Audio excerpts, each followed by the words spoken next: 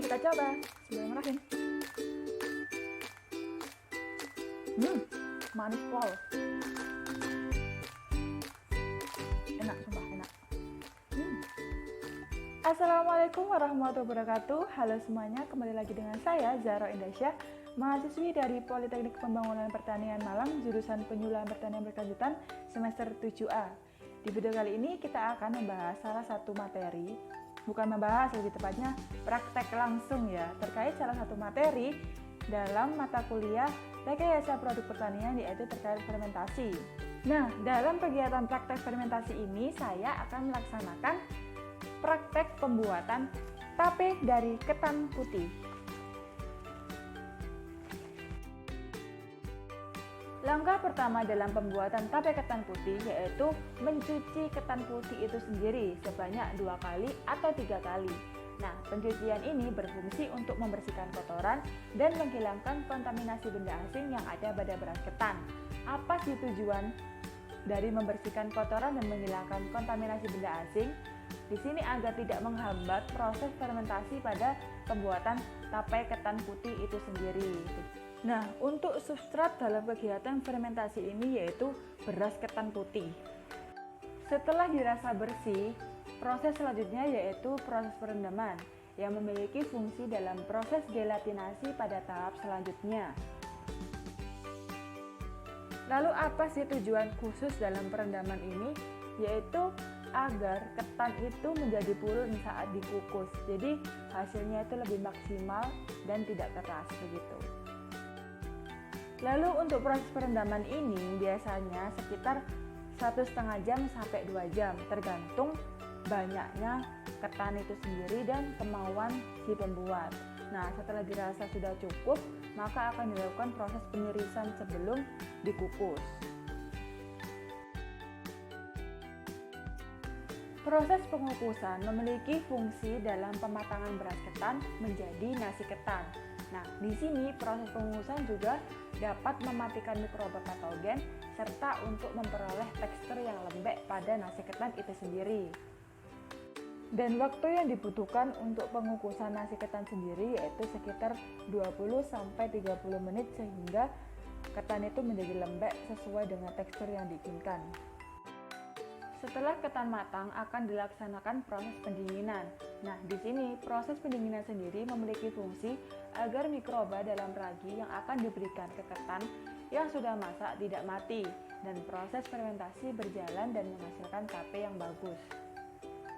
Untuk mikroba yang berperan yaitu Saccharomyces cerevisiae yang merupakan jenis hamir yang dapat mengubah karbohidrat berupa fruktosa dan glukosa menjadi alkohol. Nah, di dalam proses fermentasi ini tidak hanya mikroba Saccharomyces, tapi ada Aspergillus dan Acetobacter. Nah, setelah dirasa nasi ketan sudah dingin, maka akan dilakukan pemberian ragi yang memiliki fungsi untuk fermentasi ketan menjadi tape. Nah, di sini tidak hanya ragi yang ditambahkan, yaitu ditambahkan gula secukupnya yang digunakan sebagai makanan untuk mikroba itu sendiri agar bisa berkembang biak secara sempurna.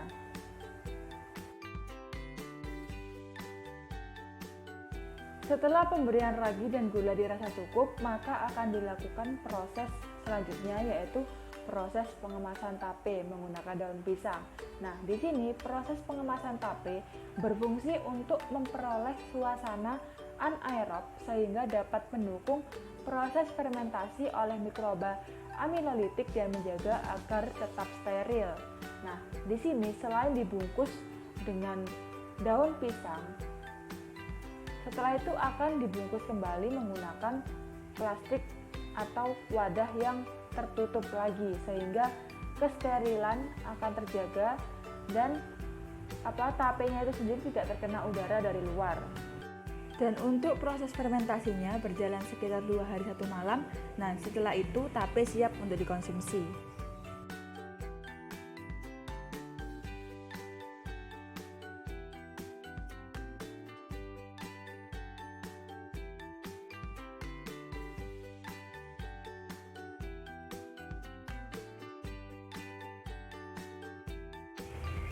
Tada. Mari kita coba. Bismillahirrahmanirrahim. Manis pol. Enak, sumpah enak. Setelah tapenya saya cicipi, ternyata tape memiliki tekstur yang lunak, terus beraroma alkohol, memiliki banyak air, dan pastinya rasanya manis kalau ada gulanya gitu ya.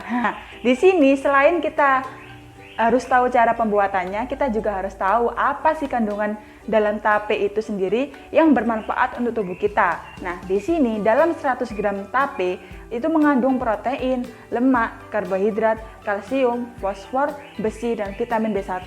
Nah, selain itu ada kandungan lain yang sangat bermanfaat bagi tubuh, yaitu ada kandungan asam laktat yang dapat mencegah kanker, yang kedua ada kandungan zat besi yang dapat mengobati penyakit anemia, yang ketiga kandungan serat yang bermanfaat untuk melancarkan sistem pencernaan, dan keempat yaitu memiliki sifat inflamasi atau anti peradangan yang dapat menjaga kondisi kulit kita. Nah, mari kita konsumsi tape tapi dalam takaran yang secukupnya ya, jangan berlebihan. Wah, tidak terasa ternyata kegiatan kita untuk praktek fermentasi udah selesai. Jadi, kalau kalian punya pengalaman fermentasi lainnya, boleh share di kolom komentar ya. Sampai jumpa di video selanjutnya. Wassalamualaikum warahmatullahi wabarakatuh. Bye-bye.